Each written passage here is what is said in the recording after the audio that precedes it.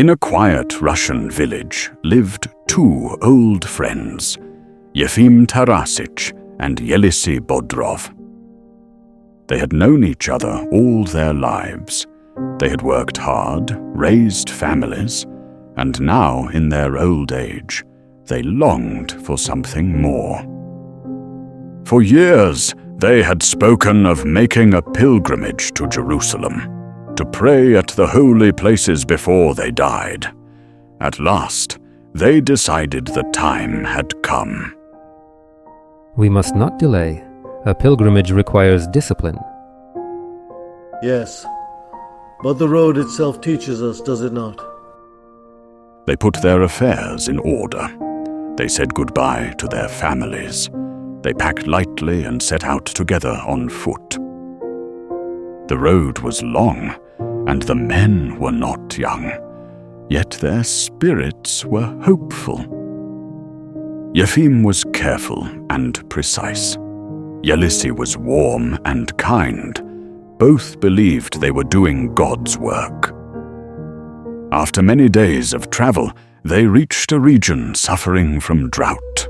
Fields were dry, livestock thin, faces weary. One afternoon, Yelisei asked to rest and drink water. Yefim, anxious to keep schedule, walked ahead. Yelisei approached a small hut and knocked gently. Inside, he found misery.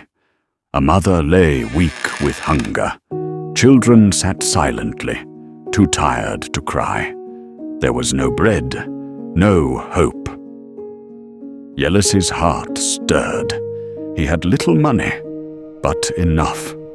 Enough to buy flour. Enough to buy a cow.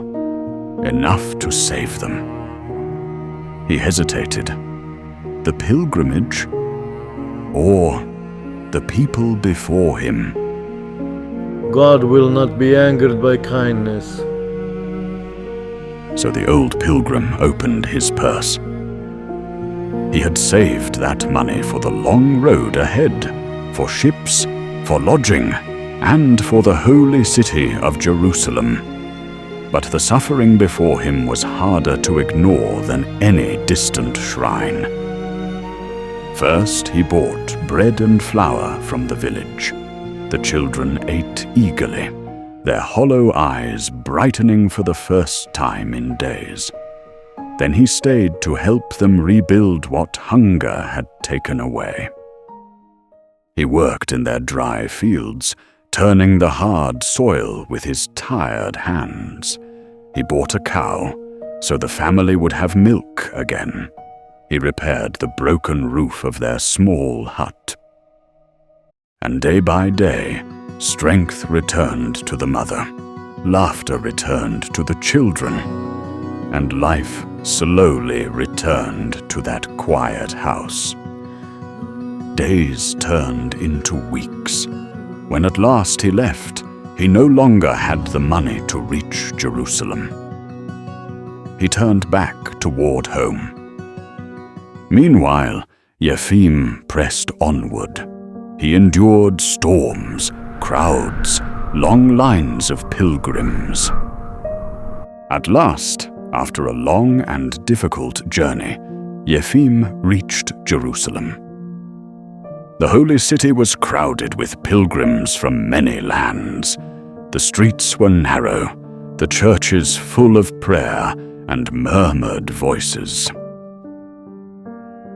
Yefim entered the sacred places with reverence. He bowed before the shrines and lit candles with trembling hands. He had come a very long way to stand there. But as he lifted his eyes among the crowd of worshippers, something strange caught his attention. Not far from him stood a familiar figure. An old man, quiet and still, praying with calm devotion.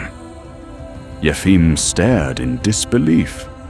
It looked like Yelisei, the same grey beard, the same humble posture. How could he be here? Yefim pushed through the crowd to get closer, but when he reached the spot, the man was gone. Later, in another church, as candles flickered against the stone walls, Yefim saw him again, the same figure, standing peacefully among the pilgrims, praying. Yefim felt uneasy. He had walked thousands of miles to reach this holy place, and yet somehow it seemed that his friend had arrived before him. Months later, Yefim returned home, proud of his completed pilgrimage. He expected to hear praise.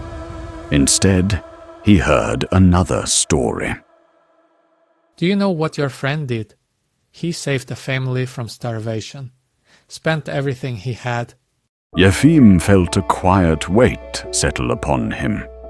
When he met Yelisi again, he saw no pride in him, only peace. You did not reach Jerusalem. No, I did not. But Yefim now understood.